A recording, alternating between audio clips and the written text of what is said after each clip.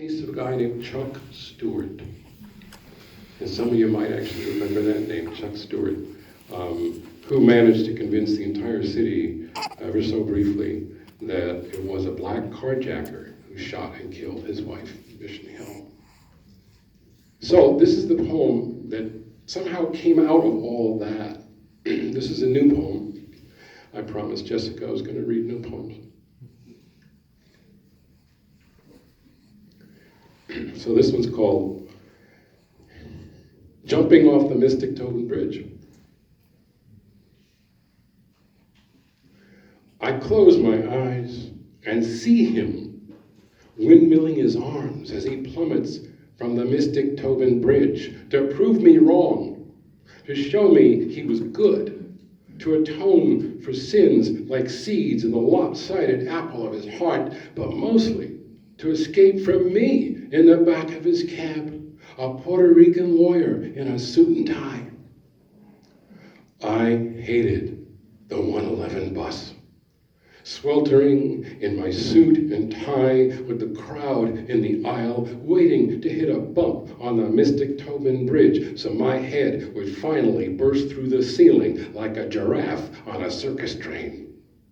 I hated the 111 bus after eviction day in Chelsea District Court, translating the landlords and judges into Spanish so the tenants knew they had to stuff their clothing into garbage bags and steal away again, away from the 40-watt squint that followed them everywhere, that followed me because I stood beside them in court.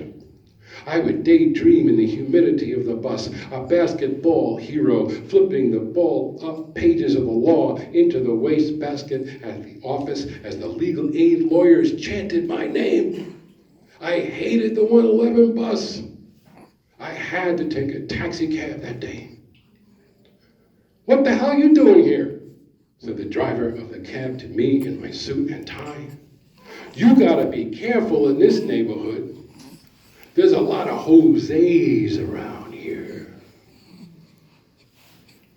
The driver's great-grandfather staggered off a boat so his great-grandson could one day drive me across the Mystic Tobin Bridge, but there was no room in the taxi for chalk and a blackboard.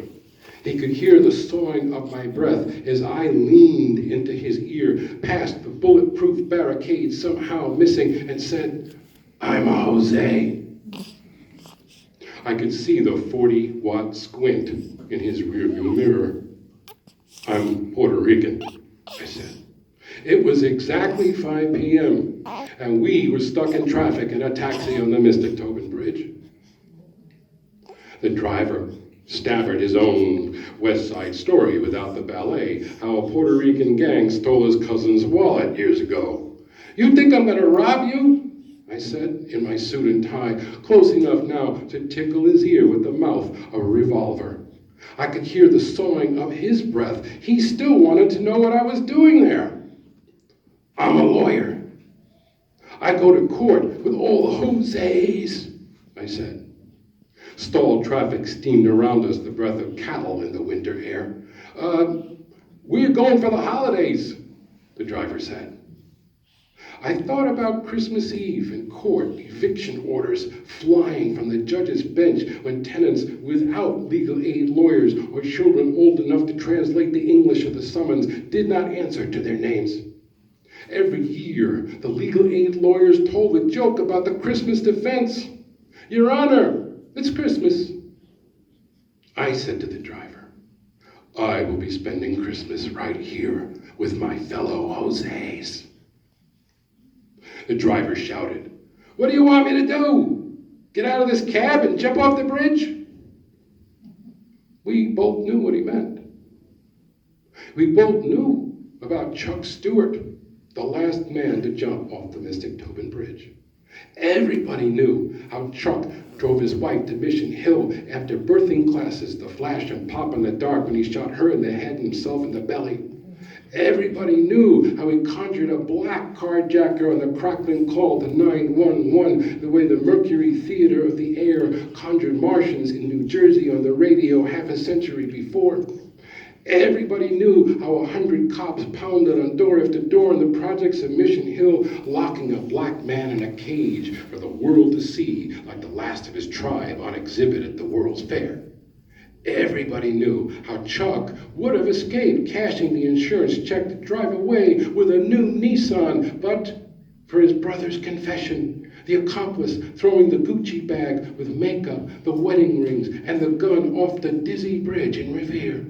Everybody knew how Chuck parked his new car on the lower deck, left a note, and launched himself deep into the black water. How the cops hauled his body from the river by lunchtime when I walked into the office to tell the secretary Chuck Stewart just jumped off the Mystic Tobin Bridge. I said nothing to the driver. I almost nodded yes in the rearview mirror. I confess, for a flash, I wanted him to jump. The driver, the cops, the landlords, the judges, all wanted us to jump off the Mystic Tobin Bridge. All wanted us to sprout gills like movie monsters so we could paddle underwater back to the islands, down into the weeds and mud at the bottom, past the fish-plucked rib cages of the dead, the rusty revolvers of 1,000 crimes unsolved, the wedding rings of marriages gone bad, till we washed up on shore in a tangle of seaweed, gasping for air. Last night, still more landed here, clothing stuffed in garbage bags, to flee the god of hurricanes, flinging their houses into the sky, or the god of hunger, slipping his knife between the ribs. Not a dark tide like the tide of the Mystic River, but builders of bridges. You can walk across the bridges they build, or you can jump.